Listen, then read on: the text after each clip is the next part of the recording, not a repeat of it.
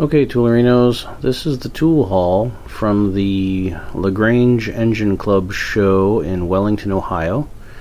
If you don't recall, that was the video I posted with all the steam tractors and flywheel engines and such. This is what I came home with. I've been looking for a Dremel, like a good Dremel, a real Dremel, something that would be better than my Harbor Freight Special, and so I'm hoping this is it. This is a Do More. It is an industrial grade Dremel type tool, hand grinder I believe it's called. I have not been able to 100% verify the age of this model, even though I can see the serial number. I have not managed to find a website that will break down the age by serial number, but there is a patent number. There we go. On this plug end, and that is from the 30s.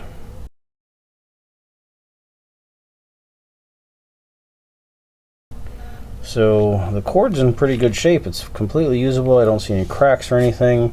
I plugged it in. It does run. I want to take it apart and make sure the bearings are okay or lube them or whatnot, but this company still exists. These things are still made in the United States. I can still get replacement parts for this. So it's hopefully going to be everything I need, though I will say, it's going to be single speed. There is a speed control pedal you can get for it, but it's like $300 or something, and I only paid $20 for this. So I don't know, we'll see what I can come up with, but I will certainly try this. I think that's rated for 10,000 RPM, which isn't super fast, but I don't know, we'll have to give it a shot and see how it works out. Picked up some fuel filters, for the go-karts and lawnmowers and stuff. And this next item is a saw vise. It was marked 10. The guy sold it to me for 5. It is embossed with Wentworth's. Patented April 8th, 1879.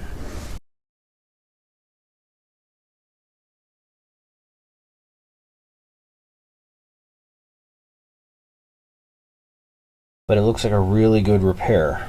It's definitely an old repair. There we go. And I would think, well, the jaws aren't going to line up or whatever, but they do.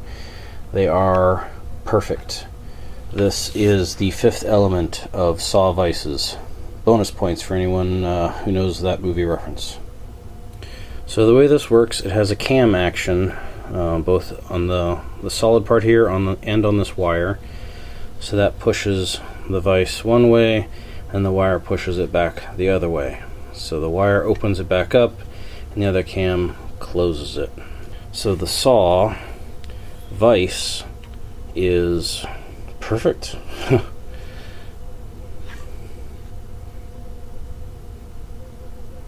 it is, slightly opened. There it is, all the way open, and closing it up again. See how it's got a little bow in the middle? I think it's designed to be that way. So you got a gap in the middle, the ends are touching, and it's closed. I'm number 1.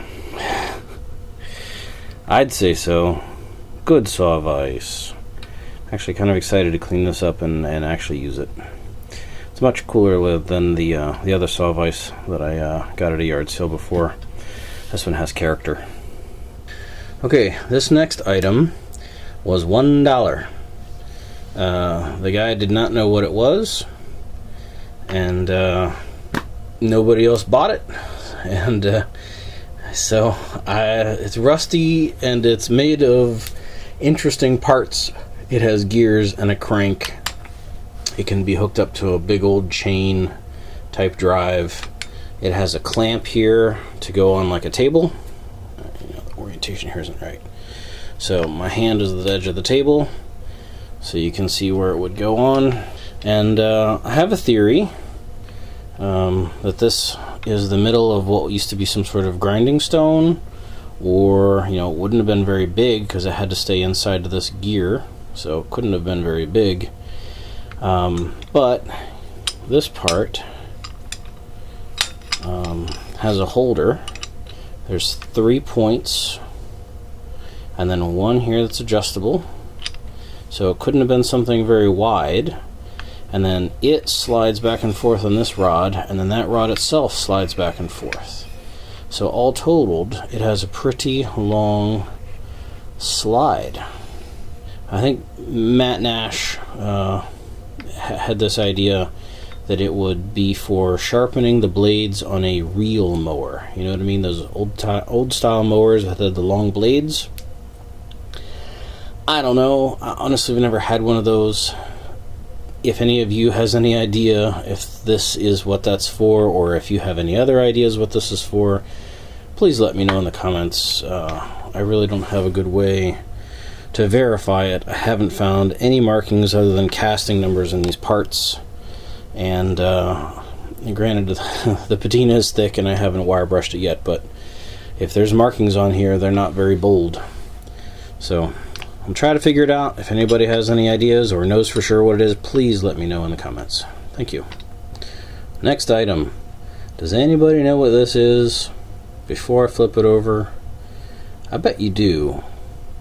But unless you know what this is, unless you've seen one of these before, you're going to be surprised, because I sure was.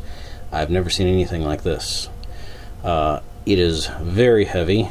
The case of it is cast iron, and the workings of it are intricate, but actually very stout and sturdy, and everything appears to be there, and it is more or less working. It definitely needs a good cleanup, but check it out.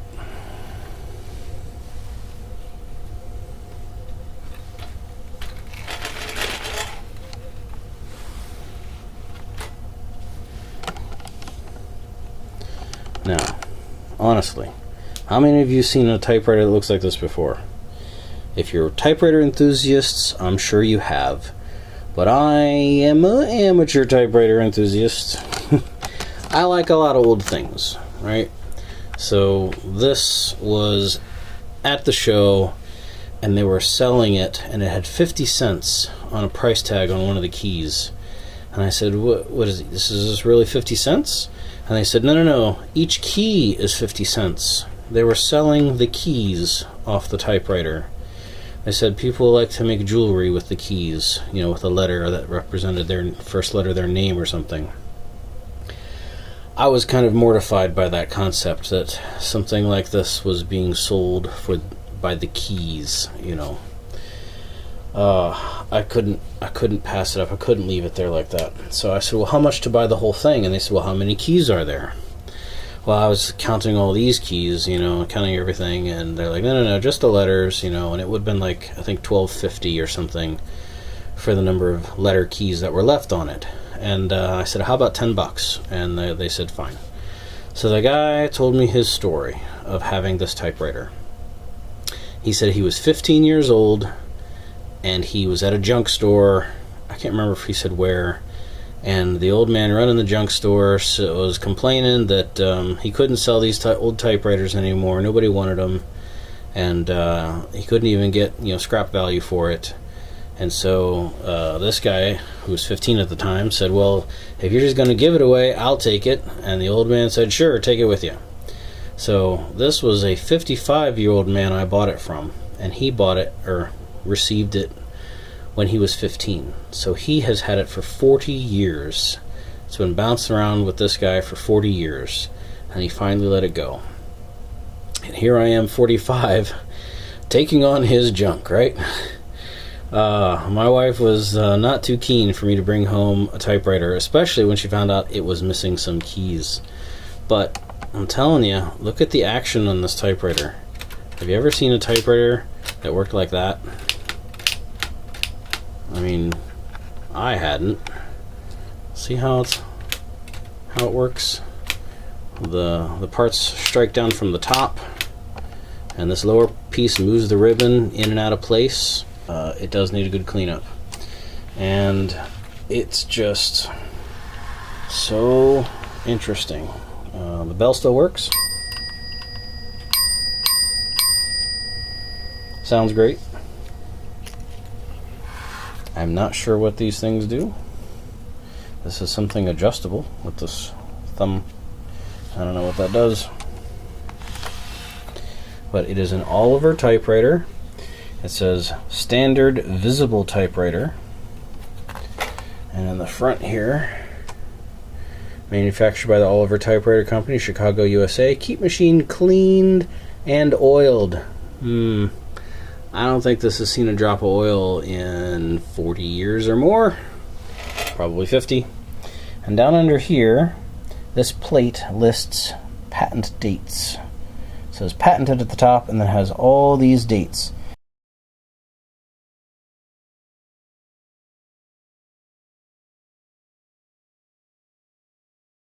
The last year is 1909.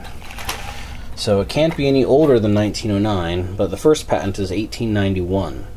So it is an old typewriter. It is over 100 years old, and I just couldn't leave it there. I don't know. I guess I'm a softie.